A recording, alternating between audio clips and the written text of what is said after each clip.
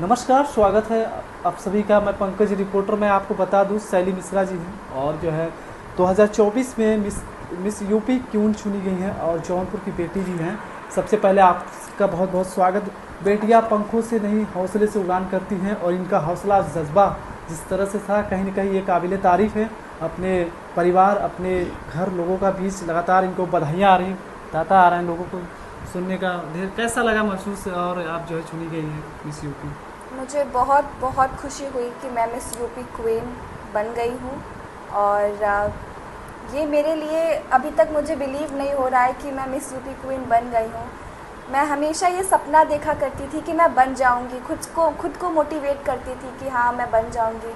मेरे भाई, मेरी मम्मी बोलते रहते थे कि तुम बन गई हो, तुम ही हो, और इतना मोटिवेट करते थे। तो मैं सोचती थी कि हाँ मुझे मेहनत करनी चाहिए और मैं बन गई हूँ। मुझे बहुत खुशी है। तो एक सवाल मेरा, इस फील्ड में आपको कितनी मेहनत और चुनौतियों का सामना भी करना पड़ रहा जी, होगा, और आपने कहीं ना कहीं कितना स्ट्रगल किया होगा आपने? मैंने 3 साल से बहुत स्ट्रगल किया है जब से मैंने मॉडलिंग ज्वाइन किया है। इसमें जब बहुत सारे कंपटीशन है। जी, बहुत कंपटीशन रहता है इसमें, क्योंकि हर एक सिटी से, ऑल ओवर यूपी से बहुत अच्छी अच्छी लड़कियां आई थी।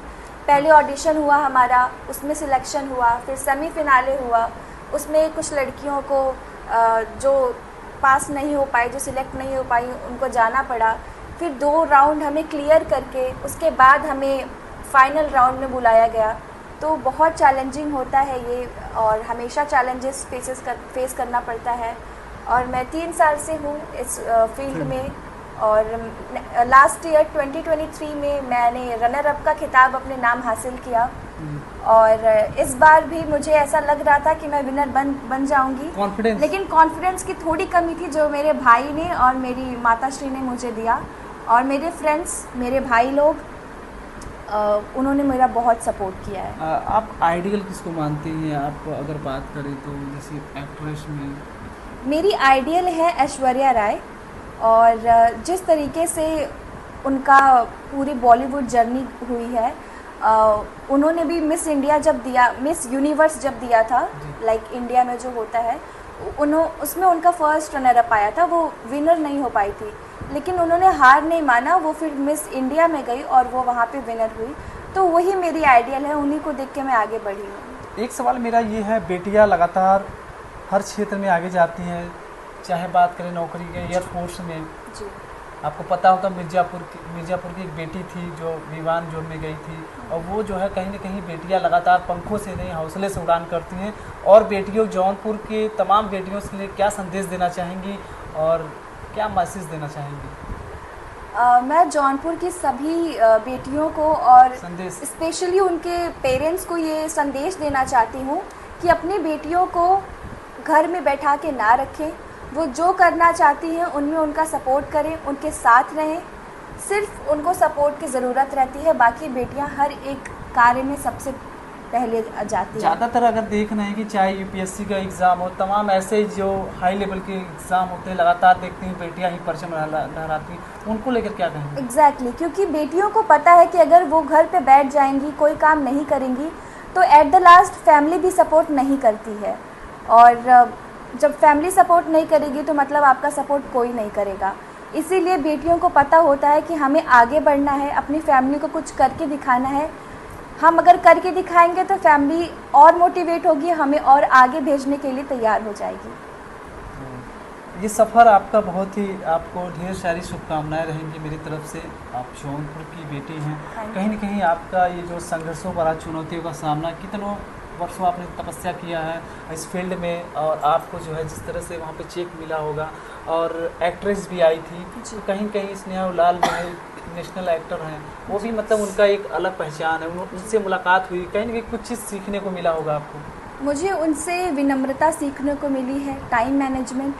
वो सिर्फ हमारे शो में 20 मिनट्स के लिए आई थी, 20 to 30 मिनट्स, और जैसे उन्होंने टाइम मैनेज किया, हमें कॉन्ग्रेचुलेट किया, ये सारी चीज़ें हमें बॉलीवुड एक्टर से सीखने को मिलता है कि हमें टाइम कैसे मैनेज करना चाहिए, लोगों से कैसे मिले और कैसे बातें करें।